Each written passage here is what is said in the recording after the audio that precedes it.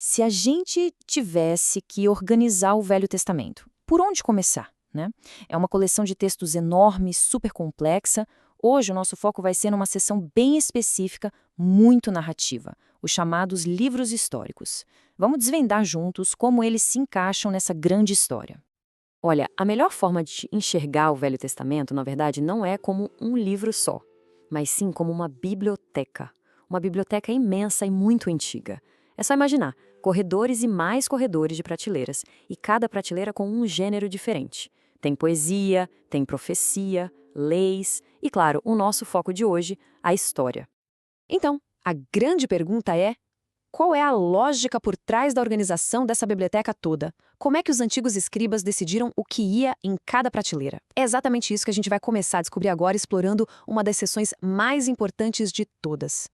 Vamos lá, vamos direto para uma prateleira central, a dos livros históricos. É aqui que a gente encontra a grande saga da nação de Israel se desenrolando, sabe? Cheia de batalhas, reis, profetas, exílios, tá tudo aqui.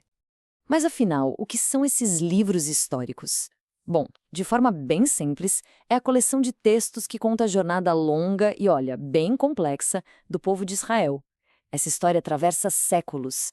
Ela começa com a conquista da terra de Canaã, passa por aquele período super doloroso do exílio na Babilônia e termina com o retorno para casa.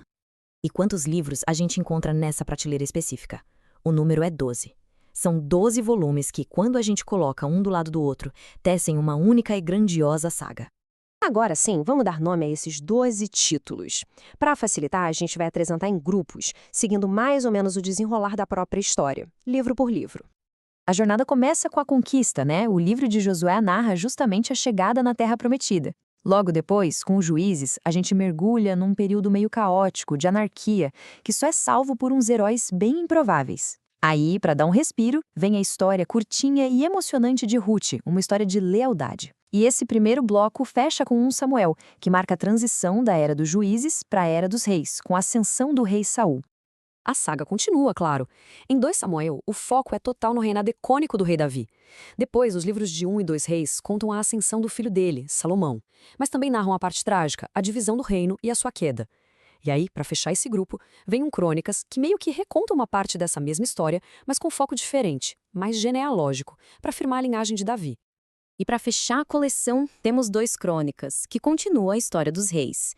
Na sequência, Esdras e Neemias já nos transportam para outro momento, o período pós-exílio, detalhando aquela tarefa gigantesca de reconstruir Jerusalém e o templo. E por último, mas não menos importante, a história emocionante de Ester, uma rainha judia que arrisca absolutamente tudo para salvar o seu povo lá na Pérsia.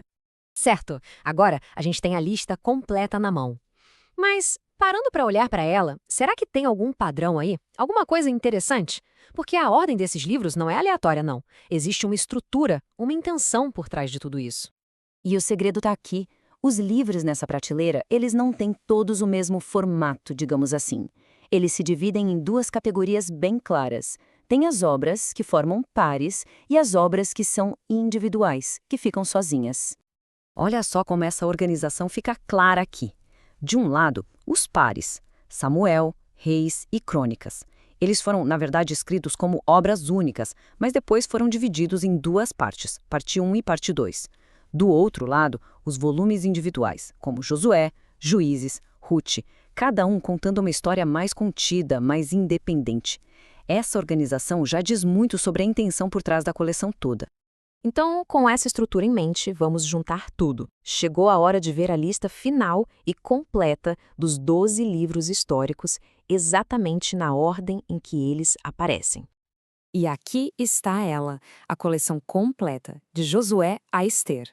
Ver todos eles assim, alinhados em sequência, realmente dá uma dimensão da escala épica da narrativa. É um panorama completo da ascensão, da queda e da reconstrução de uma nação inteira. No fim das contas, a grande lição é que esses 12 livros não são textos isolados, jogados ali. Eles foram cuidadosamente reunidos para contar uma única e grande saga, a história de uma nação, com todos os seus triunfos e tragédias, desde a conquista de uma terra, passando pela perda dessa terra, até a esperança de um recomeço. E tudo isso nos deixa com uma última pergunta, mas para a gente refletir mesmo. Nós chamamos esses livros de históricos, mas essa é a nossa definição moderna. O que será que a palavra história significava para os seus autores originais, lá atrás? Pensar nisso pode mudar completamente o jeito como a gente lê cada uma dessas páginas.